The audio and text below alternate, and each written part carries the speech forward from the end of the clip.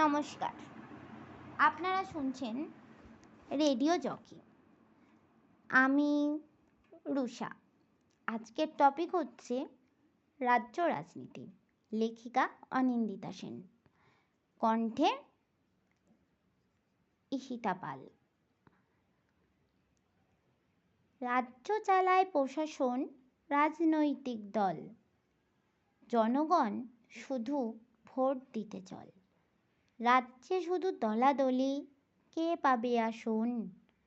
তারা কেন ভুলে যাচ্ছে এ রাজ্যে শিক্ষার প্রয়োজন।